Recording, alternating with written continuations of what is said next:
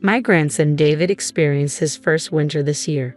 The weather report said it was a record cold day, and I couldn't help but worry about David and his mother, Yvonne. I hoped they hadn't gotten sick from the cold. That night, I sent Yvonne a message on my smartphone asking, "Are you and the baby okay? Not catching a cold?"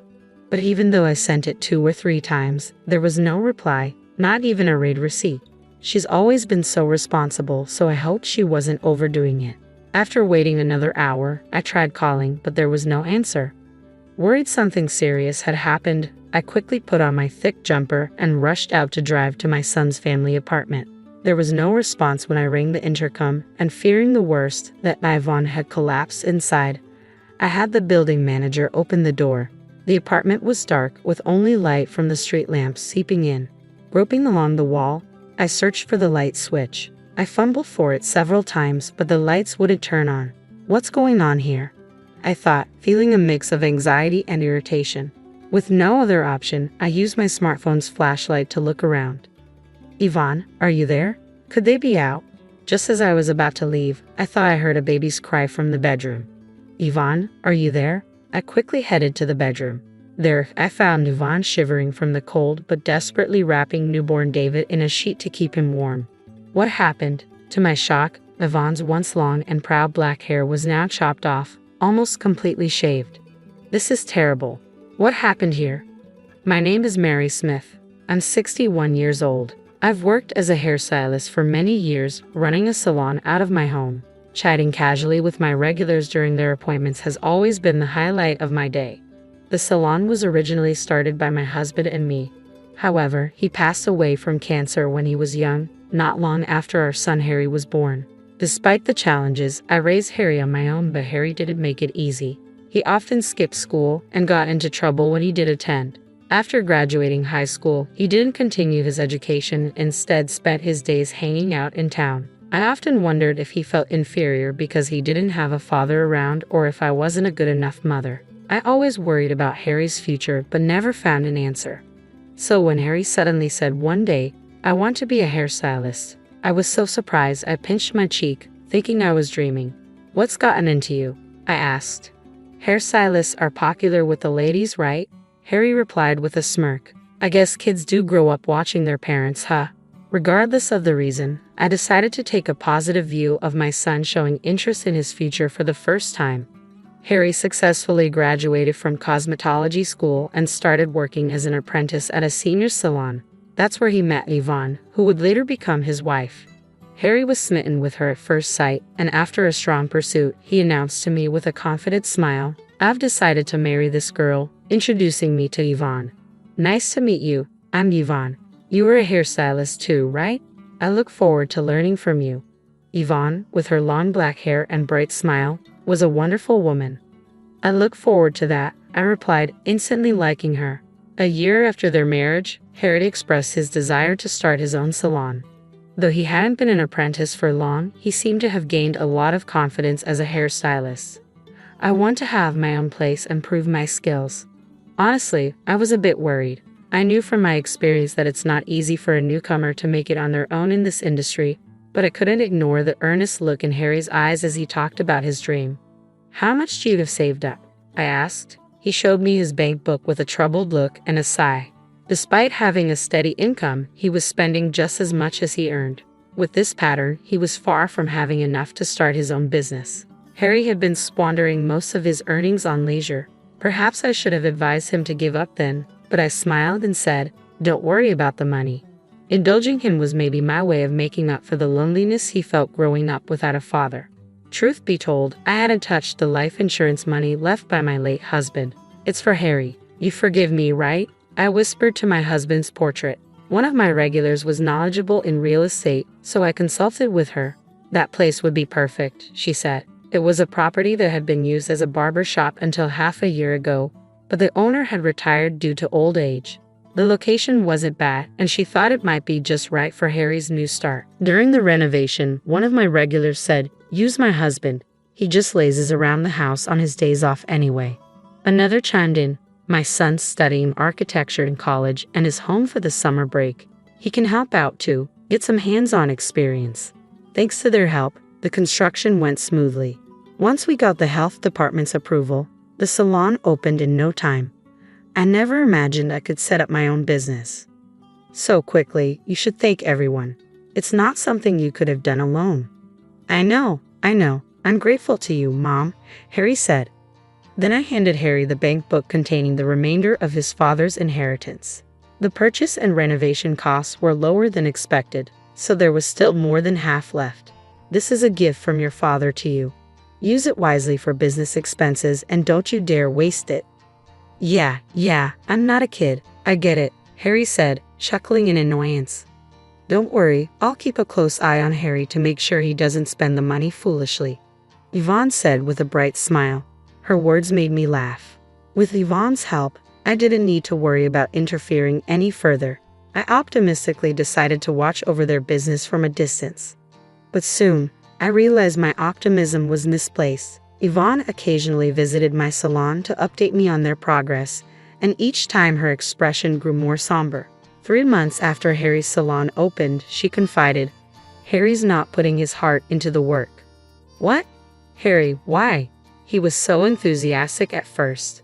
Sure, he thought his skills would bring in customers, but within a month, he stopped smiling and began treating customers coldly. As a result, our reputation has plummeted and customers have stopped coming. I couldn't believe what I was hearing. Harry had wanted his own salon so badly. What had changed in such a short time? Harry thought that being a good hairstylist was all it took, but running a salon is more than that. Yvonne sighed. She was right. Business doesn't work on the quality of your work alone. Customer service plays a huge role in success.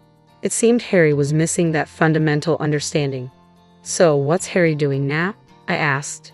He's frustrated about the lack of customers and spends his days drinking. If he doesn't get his act together, we'll lose even more clients. Right now, I'm handling the customers we do have. But if our reputation keeps dropping, the business will only get worse, Yvonne explained, looking like she was on the verge of tears. I felt the same way. All right, I'll have a serious talk with him next time I see him. Thank you so much, Yvonne said, bowing deeply before brushing back her long black hair. Your hair is always so stunning, I commented, trying to lighten the mood. I started growing it out in middle school, she said proudly. Being that long, any particular reason? Are you familiar with hair donation? Yvonne looked at me earnestly. Hair donation? I think I heard about it at a hairstylist's meeting, but I don't know much about it. Yvonne's eyes sparkled as she explained, it's about making wigs from real hair for children who've lost their hair due to congenital diseases, illness, or accidents. I've been growing my hair to donate to organizations involved in this. Isn't it wonderful to be able to help someone? I read an article about an actress who was doing it and thought maybe I could do that too. Wow, that's really admirable, especially for someone as young as you, I said, overwhelmed by Yvonne's passion. 6 months into her marriage with Harry, Yvonne got pregnant. She's always been so conscientious, always pushing herself too hard. When I'm not looking, Yvonne, this is the most crucial time. You really shouldn't overdo it, I repeatedly warned her.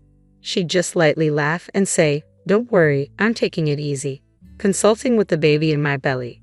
But in reality, Yvonne worked at the salon right up until the last month of her pregnancy, supporting the family while Harry's attitude worsened.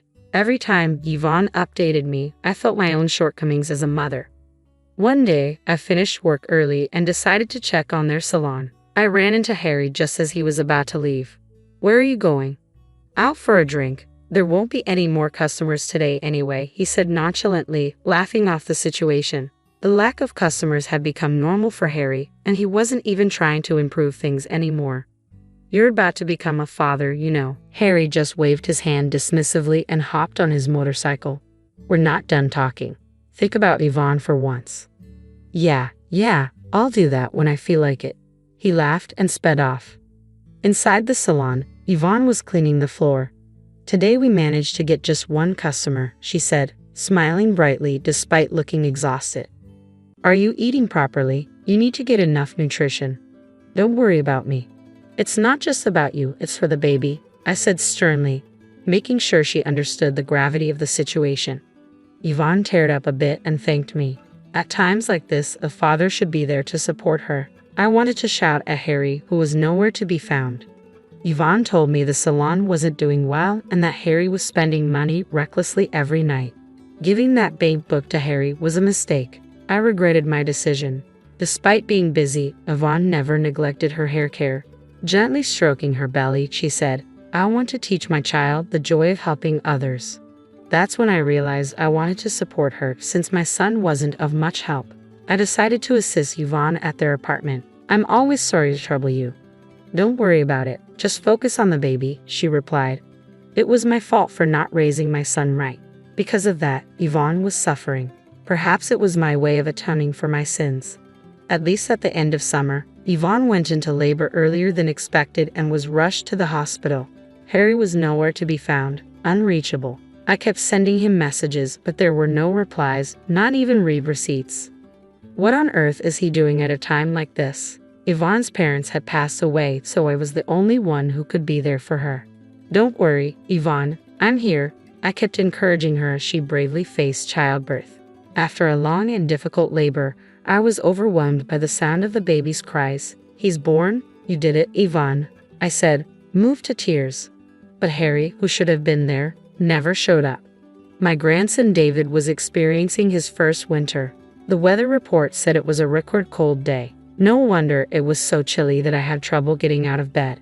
My first thoughts were of Yvonne and newborn David. I hoped they weren't affected by the cold. Worried, I sent a message to Yvonne that night. "Are you and the baby okay? Haven't caught a cold?" But even after sending 2 or 3 messages, there was no response, not even a read receipt. I was concerned that Yvonne might be too ill to move. She's always been so responsible. I hope she's not overdoing it. After waiting another hour, I tried calling again, but the result was the same. Something's not right. Without a second thought, I put on my thick jumper and rushed out to their apartment. When I arrived, the place was engulfed in darkness. It's not uncommon for families to travel abroad during the holidays, but I hadn't heard anything about a trip from Yvonne and Harry, and they likely couldn't afford it anyway. I rang the intercom, but there was no response, fearing Yvonne might have collapsed. I immediately asked the building manager to open the door. "I'll wait outside. Please let me know if there's anything," I told the manager before stepping inside. The apartment was dark, the only light coming from the street lamps outside. I remembered the light switch was right by the entrance. Relying on my memory, I groped for the light switch on the wall.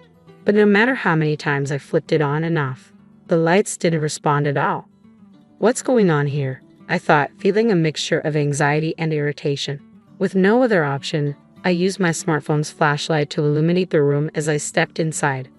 "Yvonne, are you here?" I called out in the living room, but there was no answer. Maybe they had just gone out. Just as I was about to leave, I thought I heard a faint cry of a baby from the bedroom. "Yvonne, are you in there?" I quickly headed toward the sound. There was Yvonne, shivering from the cold, desperately wrapping newborn David in a sheet to keep him warm. What happened here? When I shone the light on her, I was shocked to see that her once long, proud black hair had been roughly cut off, almost to the scalp. Her eyes, red and swollen from crying, looked at me helplessly. "This is terrible. How did this happen?" I took off my jumper and draped it over Yvonne. "It's okay now. Just tell me what happened as much as you can." Yvonne began to speak slowly. She said that Harry had continued his daily escapades even after David was born. Eventually, they couldn't pay the electric bill anymore, and Yvonne, unable to bear it any longer, Yvonne scolded Harry. She had just wanted him to be more responsible as a father, but her pleas fell on deaf ears. In a fit of rage, Harry grabbed a pair of practice hair-cutting scissors and started cutting off Yvonne's hair. At first, Yvonne tried to resist, saying, "Stop it," but fearing any further resistance might accidentally harm David, she stopped resisting. Harry laughed mockingly, saying, "Now you won't be able to show your face in public." I was speechless at my son's cruel actions. "Why didn't you tell me it had gotten this bad?" I asked. "I'm sorry, Mom. I'm so sorry," Yvonne apologized, blaming herself again. "No, Yvonne, it's not your fault. You're not the one to blame here. It's Harry. You did nothing wrong." I knew Yvonne hadn't confided in me because she didn't want to worry me.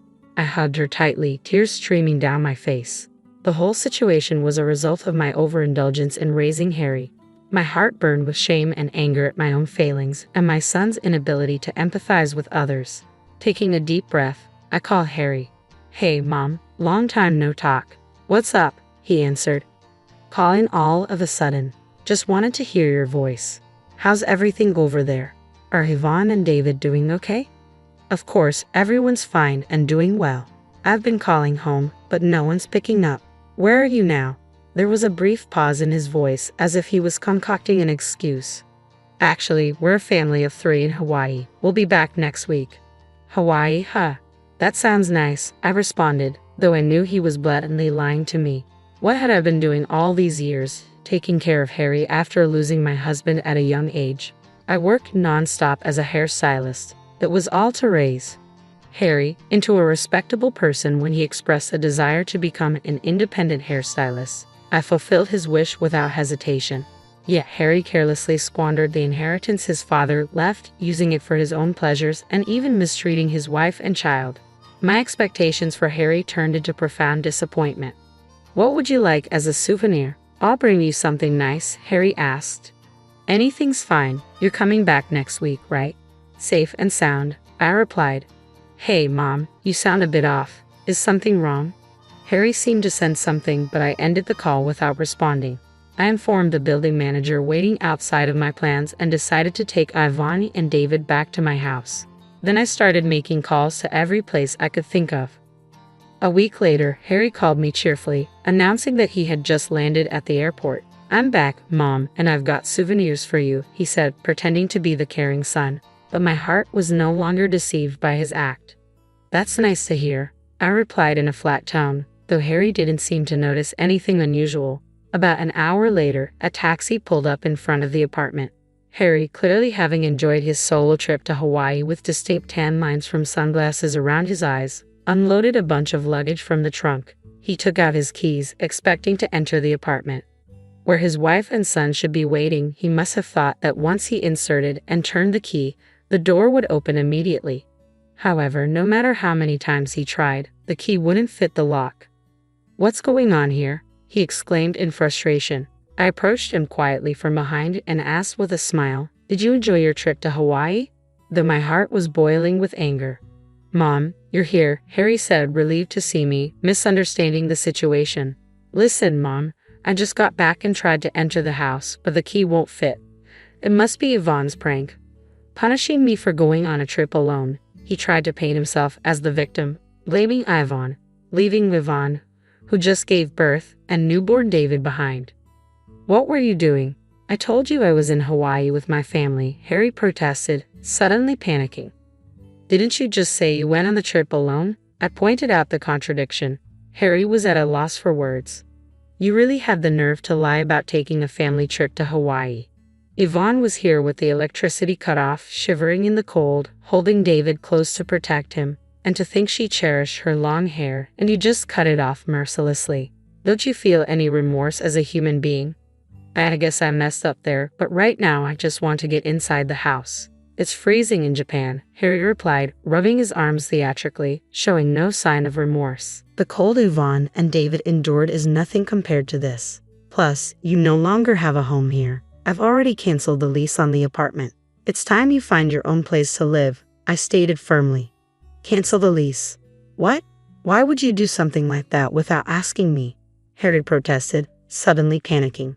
But the apartment was leased under my name after all. I couldn't just stand outside and continue this conversation, so I took Harry to a nearby coffee shop to talk further. Harry sipped his coffee silently, probably not even tasting it. He kept glancing between me and his coffee with a pale face.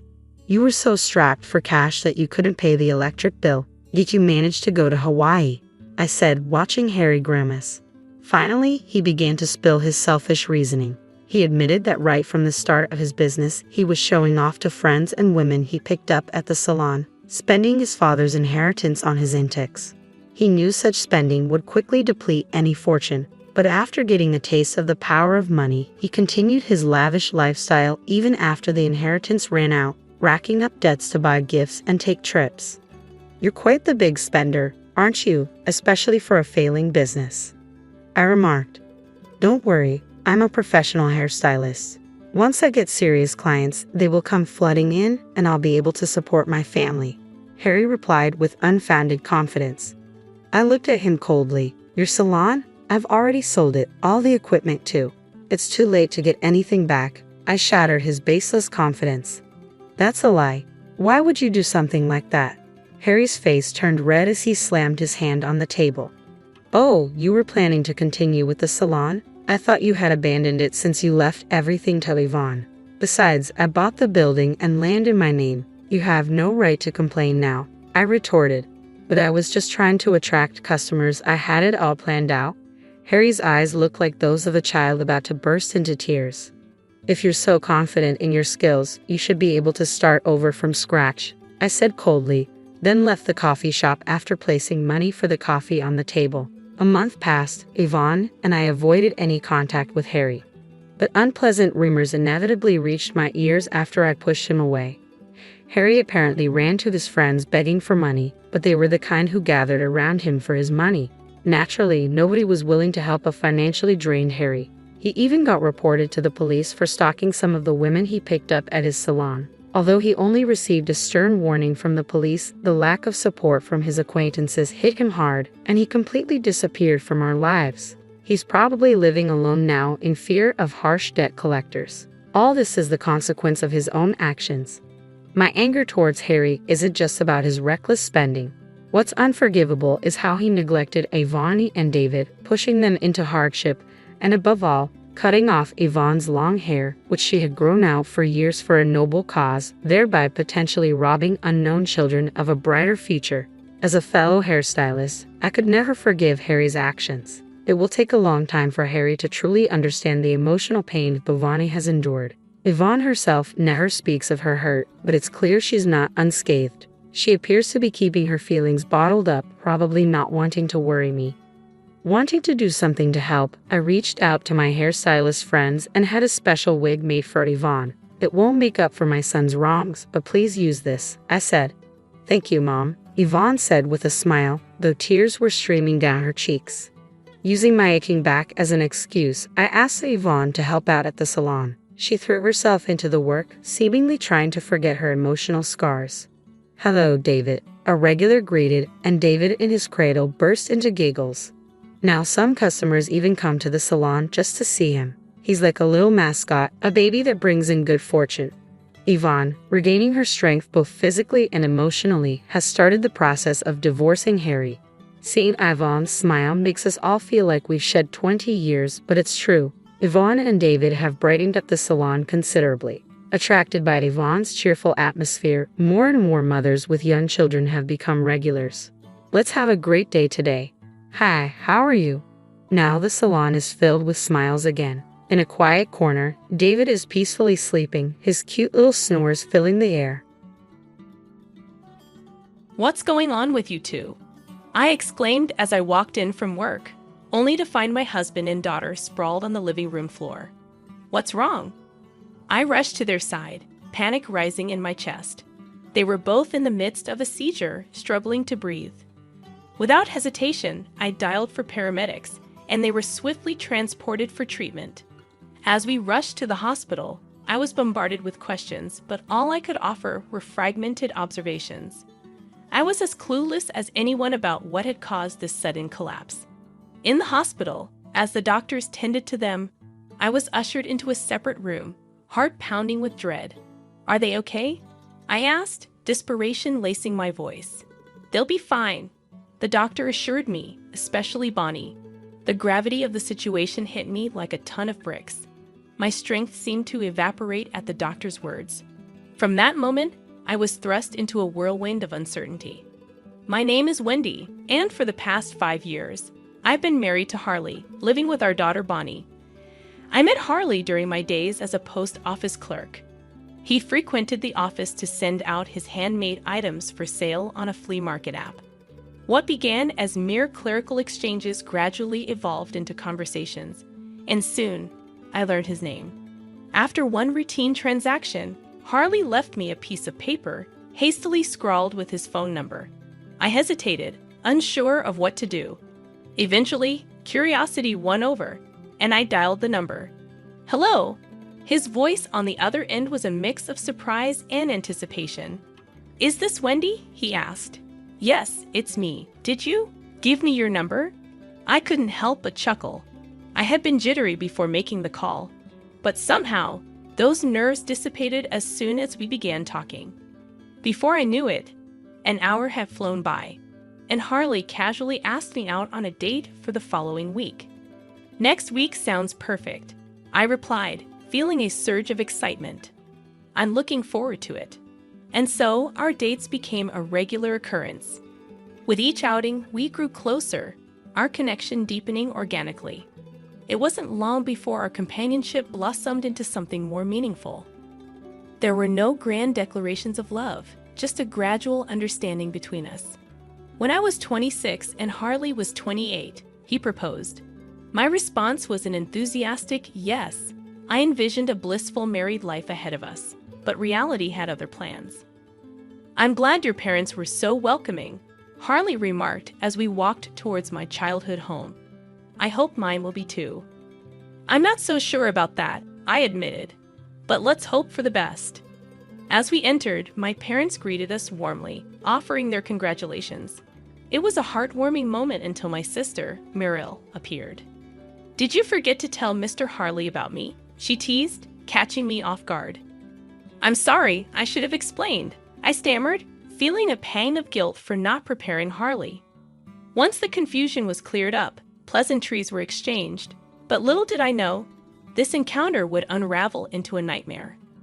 Afterwards, my sister and I discussed the situation. Our relationship had never been particularly close, especially after I left home to support our ailing mother. I had sacrificed my education fund for her medical expenses, a decision she couldn't comprehend. I harbor no regrets about the choice I made. Sacrificing my education fund for my ailing mother was a decision I stand by. However, Meryl didn't take kindly to it. That moment became a turning point in our relationship. Despite having walked similar paths until then, from that juncture, we drifted apart. Our communication dwindled, and we seldom kept in touch. Even during occasional visits home, we made a point to avoid each other as much as possible. That dynamic remained unchanged. Yet, strangely, she seemed genuinely pleased about my marriage. "I thought this might break the ice," I remarked, attempting to lighten the tension. "That's nice. I wish I could find someone like Harley," she mused wistfully. "I'm sure you'll meet someone wonderful," I reassured her. But her response caught me off guard. "Actually, I think he may have already appeared," she hinted with an enigmatic smile that lingered in my mind. And so our married life began. With the arrival of our daughter, we reached the pinnacle of happiness. However, as time passed, subtle changes crept into our lives. Harley started coming home unusually late and began venturing out more frequently, even on holidays. Then, tragedy struck. Upon returning from work one day, I found both my husband and daughter lying unconscious in the living room. Panic surged through me as I rushed to their side, calling for help. Paramedics arrived swiftly, whisking them away for treatment. "What happened?" I asked frantically as they were taken to the hospital. "I don't know," I confessed, my mind reeling with fear and confusion. At the hospital, after hours of agonizing wait, the doctor finally called me aside. "Are they okay?" I asked, bracing myself for the worst. "They're stable now," the doctor assured me, "but they've suffered from acute nicotine pesticide poisoning." Relief flitted through me, but it was short-lived as the gravity of the situation sank in. Caught in a whirlwind of emotions, I found myself grappling with an unexpected turn of events. "I am sorry," I mumbled, struggling to process the ordeal. I was taken aback by the diagnosis. "What is acute nicotine pesticide poisoning?" I inquired, my voice trembling with worry. "It's a poisoning caused by ingesting an ingredient found in pesticides," the doctor explained. Symptoms include dizziness, convulsions, and difficulty breathing. Dread gripped me as I absorbed the severity of the situation. The doctors bombarded me with questions, probing for any clues about what could have caused it. But I was at a loss. I couldn't even recall what they had eaten before I arrived home. They were admitted to the hospital for further examination, but the next day brought a new wave of distress. Police officers arrived at our home. "What's going on?" I demanded, my heart racing with anxiety. "This case appears to be more than just an accident," One officer stated, "We'll be investigating it as a potential crime. Can you tell us exactly how you found them?"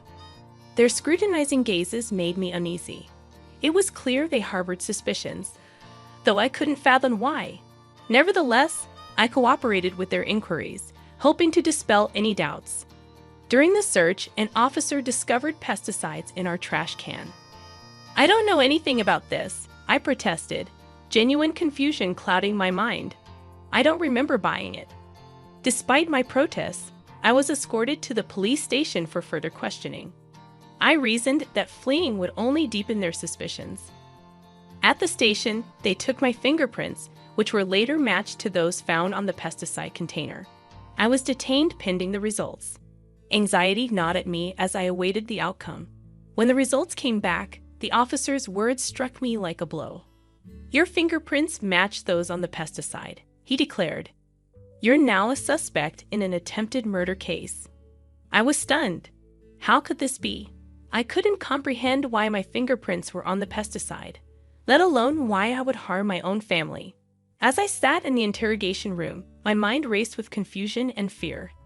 The interrogation stretched on, each question digging deeper into my actions on that fateful day. It started like any other day. I began, my voice trembling. I went to work at the post office as usual. After my usual lunch at a nearby cafe, which lasted about an hour, I returned home. I recounted to the officer. He seemed satisfied, but then he asked about the day before. That afternoon, I went to a nearby supermarket and bought a cake, I explained. After that, I went straight home. The officer then presented me with a laptop. "Take a look at this," he said, showing me a video clip from a surveillance camera at a store. In the footage, a woman stood in front of a shelf stocked with pesticides. "Is that not you in the video?" the officer inquired. My heart skipped a beat as I scrutinized the screen. "What is this? Why, it's me," I gasped. But then realization dawned on me. No, wait, this is not me. The officers exchanged incredulous glances. "Are you sure?" one asked cautiously. I pointed to the screen, where I noticed a detail. "Look here," I urged, indicating a mole near the woman's mouth. "I don't have a mole. This isn't me. It's my twin sister, Meryl." The revelation stunned even the police. "Your twin sister." They echoed in disbelief. As they reviewed the evidence, they found footage of me at the supermarket wearing the same clothes as the woman in the video. However, no one outside my family would know if I had left the house dressed like that. "It all makes sense now," I murmured. That's what it meant. Concern flooded me as I realized the implications. "What has happened to my husband?" I inquired anxiously. "If he's out of the hospital and back at home, please check on him immediately. I believe he's been seeing my sister." The officer looked taken aback. "How can you be so sure?" Taking a deep breath, I explained, "Because they're having an affair. They're trying to frame me. But your husband is a victim too, isn't he? That way, suspicion would be diverted." The gravity of the situation seemed to dawn on the police. "We'll need to investigate further," the officer conceded. "I understand," I replied. "But please check on both of them. It'll reveal everything." I understood that I was being detained. Typically, I would have been arrested immediately, but they decided to hold off on my arrest, recognizing the significance of my testimony. It felt like I was hanging on by a thread. 2 days later, I was summoned back to the interrogation room. "As you suspected, we looked into your husband and found evidence of an affair," the officer informed me. "We spoke to him, and he confessed to everything." "I'm sorry about this," the officer continued. "It was our oversight." For the time being, I was exonerated, but the ordeal was far from over. The betrayal by Harley and Meryl cut deep, especially considering they had implicated my young daughter. I knew I had to confront Harley. "You've done a despicable thing," I told him, struggling to contain my anger. "I can't believe you involved Bonnie in this to frame me. Meryl must have been behind this." Indeed, it turned out that Meryl had orchestrated the entire scheme. She had suggested preparing pesticides to frame me as a murderer. Harley, under her influence, had bought the pesticide and laced the cake with it while I was away at work, just as I had come to visit him. "So, where's Meryl?" I demanded. "I don't know," Harley confessed. "I couldn't reach her before the police took me. She must have run away." "You'll pay for your crimes," I warned him. "You're not getting away with this." As expected, Meryl had disappeared, but the police eventually found her hiding out at a man's home she had met through a dating service. She was taken to the police station, where she confessed to everything. I rushed to the police station to confront her. "Meryl, why did you do this to me?" "Because I've never liked you since you left," she spat back. Then she revealed her resentment, explaining how she felt inferior to me for sacrificing my education for our family's sake. Despite the pain and betrayal, I couldn't help but feel a pang of pity for my sister. Her negative feelings towards me had festered over time, culminating in incidents like this one. "Was that why you approached Harley?" I asked, struggling to comprehend her motives. "I just thought that if I slept with your husband, you would despair," she confessed coldly. "When he came to greet me at the wedding, I knew I could manipulate him." In other words, she didn't choose Harley for who he was. She chose him because he was my husband. "He said he was going to be with you when I was gone. That stupid man had a crush on me. I just made it easy for me to take advantage of him," she continued, devoid of remorse. "I can't forgive Harley, but still, he was just being used by her." Despite the betrayal, I couldn't help but feel a sense of pity for Harley. "Why did you target Bonnie?" I demanded, struggling to contain my anger. "Of course, it's because she's your daughter," she retorted, callously confirming my suspicions. "Well, whatever the reason, what you did is unforgivable. You'll pay for it for the rest of your life," I vowed, my voice trembling with anger. With those words, she was taken away. The trial of Harley and Meryl commenced.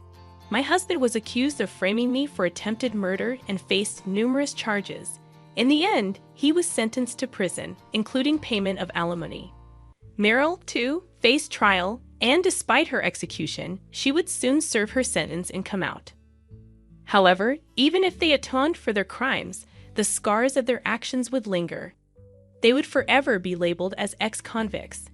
Meanwhile, my parents offered to move in with us. "Would you and Bonnie like to come live with us?" my mother proposed. "I think your mom would be happy if you did." Though hesitant at first, I accepted her offer for my mother's sake, who was exhausted from the ordeal. With my mother's recovery and Bonnie's cheerful presence, our new life together began. From now on, the four of us would reside in a new house, finding happiness together. My name is Maria Dalton, and I am about to turn 27 this year. I've been married to my husband for 5 years now, and we have a son named Martin who just turned 4. Initially, after tying the knot, I worked as a full-time employee, but now I'm working part-time at the same company. My husband is 3 years older than me at 30. I was initially swept off my feet by Kevin Carlton's passionate gestures, which ultimately led us to date and eventually get married. However, Kevin's demeanor shifted after marriage, revealing a more domineering side that I hadn't seen before. Kevin's sister, Jane Dalton, who is 20 years old, seems to hold a special place in his heart, perhaps due to their significant age gap. Before our marriage, I didn't pay much attention to their dynamic, assuming they got along well. However, after tying the knot, I started noticing changes in Jane's behavior. To relocate, once again highlighting my secondary status in our household. As Martin and I finish our meal and head to the kitchen for cleanup, I can't help but feel the weight of Kevin's favoritism and Jane's entitlement, casting a shadow over our family dynamic. I find Kevin and Jay chatting happily on the sofa, ignoring the dishes left untouched on the dining table. Their negligence toward cleaning up suggests they see me not as a wife or sister-in-law, but more like a maid. They don't acknowledge Martin either, treating him as if a maid brought her child to work. While I'm cleaning up in the kitchen, about to take a bath with Martin, Kevin loudly calls me, despite the late hour nearing 8 p.m. He demands that I buy a cake for Jay immediately, specifying where to get it, despite the inconvenience it poses to Martin's bedtime. Jane adds to the pressure, insisting she wants it now, and Kevin rushes me, displaying his frustration at my hesitation. Knowing I'll inevitably have to go, I reluctantly agree to buy the cake, aware that a shop near the station closes at 9 p.m. As I prepare to leave, I overhear Kevin and Jane's conversation, criticizing me loudly, questioning why Kevin married me. Reluctant to leave Martin behind, I bring him along. While getting him ready, I hear Kevin's threatening tone from the living room, causing Martin to sense the tension, even if he doesn't understand the words. Suppressing my emotions, I ask Martin what kind of cake he wants, and he brightens up, expressing his preference for a fruit-loaded one. Our trip to the cake shop becomes a momentary escape from the conflict, as Martin excitedly discusses cake flavors. We reach the shop just before closing time, luckily finding the cake Jane wanted. I buy 2 cakes, including the fruit-loaded one for Martin. Returning home, I serve the cakes to Jane and Kevin, then prepare Martin's cake. However, before he can enjoy it, Jane demands it for herself, and Kevin, disregarding Martin's protests, sides with Jane, claiming his right to choose. Unable to contain my frustration, I express my dissatisfaction, prompting Kevin to threaten divorce. Martin, visibly distressed, holds my hand tightly, and after some consideration, he speaks up, expressing his love for strawberry cake, a preference he mentions while eating the cake Jane initially wanted. I feel like I've been subjecting Martin to too much. 3 adults, including myself, shouldn't be burdening a 4-year-old child like this. The moment I saw Jane reaching for Martin's cake, after hearing him express how delicious it was, I knew I had to intervene. "Martin, let's go over there," I said, leading him to another room so he could enjoy his cake in peace. Kevin, likely noticing Jane's attempt to take the cake, apologized to her for seeming stingy. As much as I wanted to retort, I held back, not wanting to expose Martin to talk of divorce. Watching him innocently eat his cake, with a smile on his face, was heartwarming and offered a moment of solace amidst the tension. After finishing the cake, ignoring both Kevin and Jane, we decided to have a late bath and sleep in Martin's bed. The next morning, I woke up to find Jane had already left. As I prepared to wake up Kevin and Martin for breakfast, I heard Martin crying and rushed to him. To my shock, I found his piggy bank, a gift from my father, broken, and all his saved money gone. It was part of his nightly ritual to say goodnight to the piggy bank, and last night was no different. At that time, the only people in the living room were Kevin and Jane. I asked Kevin about it, and he casually mentioned that Jane needed some money, so she took it from Martin's piggy bank, ignoring his tears. As I held Martin, feeling his pain so deeply, I couldn't help but cry with him. It hurt to see Kevin prioritize and care for Jane over our own son. I felt a surge of anger and sadness, unable to bear the sight of Martin in such distress. "Why are you making the morning so miserable? I feel awful," Kevin exclaimed. "Don't you think you've done something wrong? Martin is crying so much for the first time since we got married." I expressed my anger towards him. Kevin looked at me intensely, then went to the bedroom without a word. He returned with something in his hand, divorce papers. "If you're not happy with me, then let's divorce," he said, thrusting the papers at me before leaving the house with a loud bang. Martin, who had never cried over issues with Kevin and Jane before, must have reached his limit. He's been crying since last night, and I can't bear to see him in such pain. "Hey, Martin, should we skip daycare today?" I asked, trying to comfort him. He seemed happy at the idea of spending the day with me, replying with a loud yes and showing me a faint smile. As he brought a picture book from the shelf and sat on my lap, looking up at me with happiness, I couldn't help but think that his little heart must be full of patience. Today, we'll take it easy. I made a decision to fill Martin's heart with as much joy as possible.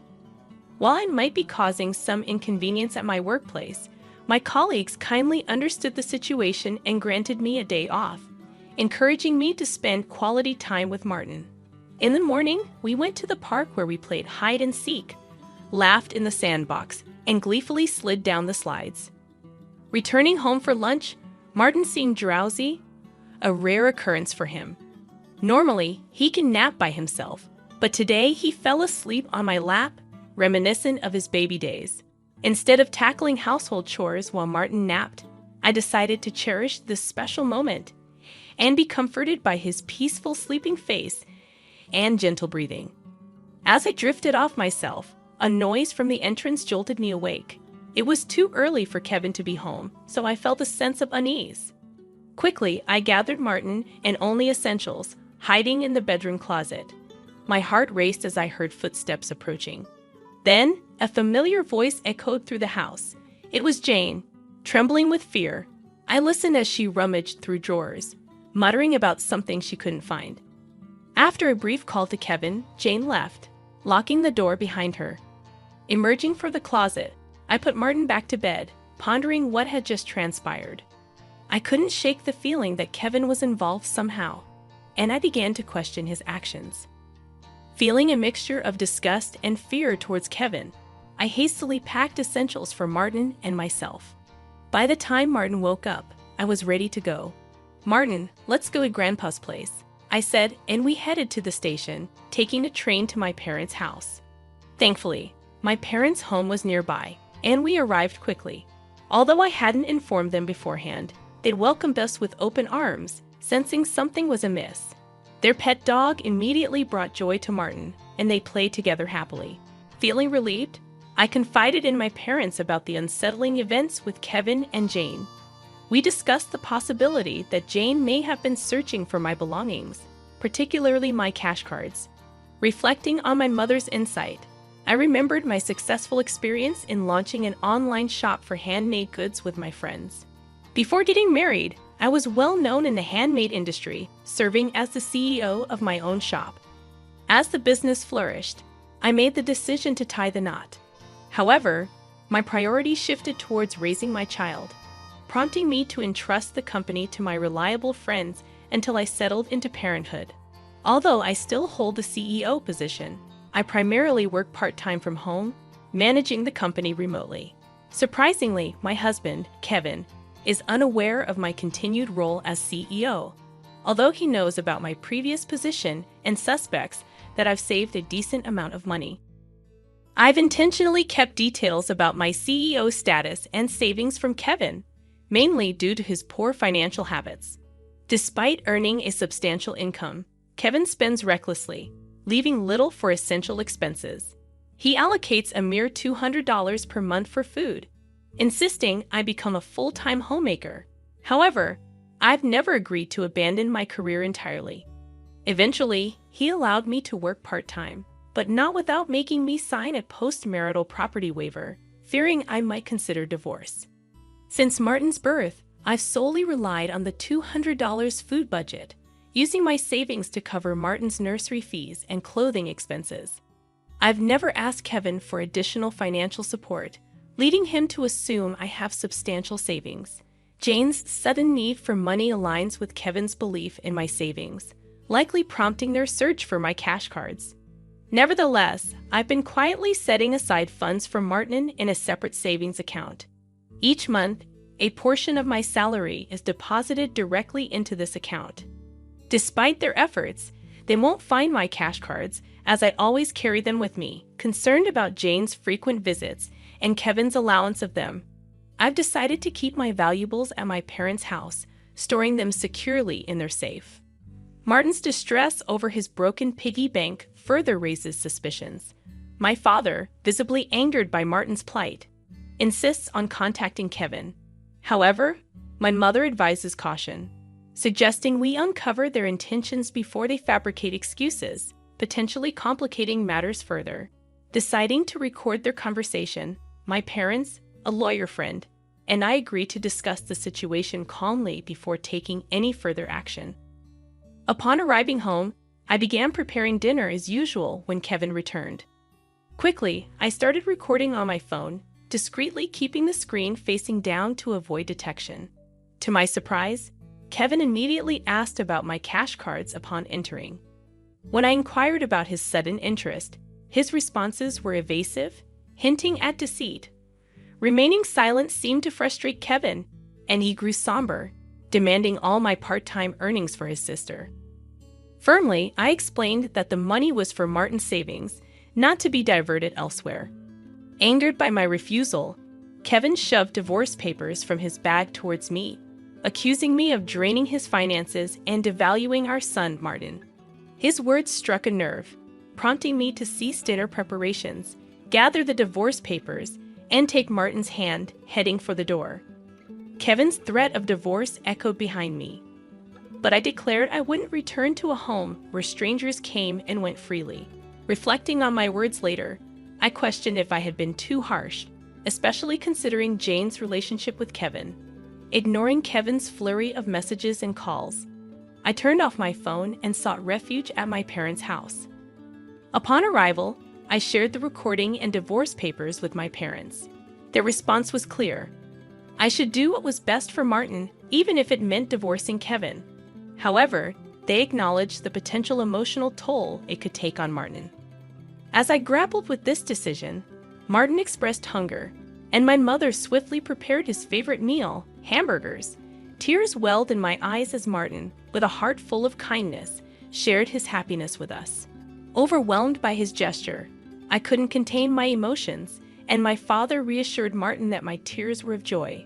Martin's innocent remark about Jane's absence brought forth more tears, and I embraced him tightly. Witnessing this exchange, my father's eyes mirrored my emotional turmoil, highlighting the weight of the situation on our family. I turned to Martin and remarked, "Isn't it wonderful to be with family?"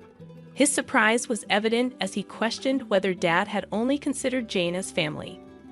My father gently affirmed that, indeed, it was just us: Mom, Grandpa, Grandma, and Martin. Then he asked Martin if he wanted to stay with us as part of our family. With a laugh, Martin replied, "Of course. We're family," bringing smiles to everyone's faces. As we enjoyed our meal, filled with laughter and lively conversation, I couldn't help but wonder when was the last time we had such a natural, joyous gathering. Despite my contemplation of divorce, the happiness of the moment convinced me to go through with it and inform Martin. Although discussing divorce weighed heavily on my heart, Martin seemed to understand, expressing his happiness at living as a family. He eagerly embraced our pet dog, referring to him as his younger brother, despite the dog being older. Preparing for the divorce, I swiftly contacted a lawyer, arranging to meet the next day. That night, Martin slept peacefully with my father and the dog, their faint laughter offering comfort. As I laid in bed with my mother, memories of my childhood flooded my mind, lulling me to sleep. The next day, I was inundated with over 200 calls and messages from Kevin, showcasing his emotional turmoil. Exhausted by his instability, I turned off my phone once more. Meeting with the lawyer, we formalized the divorce proceedings. The lawyer explained that Kevin had become entangled in Jane's substantial debts, using my savings as a solution. Despite Kevin's attempts to reconcile, the divorce had been finalized. Later, I received a call from Kevin, his tone markedly different, devoid of aggression. He confessed to spoiling Jane and feeling jealous of Martin. Despite his plea for reconciliation, I remained resolute in my decision. Returning to my parents' house, I decided to stay until Martin grew up. Meanwhile, I resumed my role as company president, explaining the situation to my colleagues. Subsequently, Kevin and Jane were disowned by their parents due to their debt and the divorce, now living in a cramped apartment, constantly blaming each other. However, despite their turmoil, I found solace and happiness in being with my family.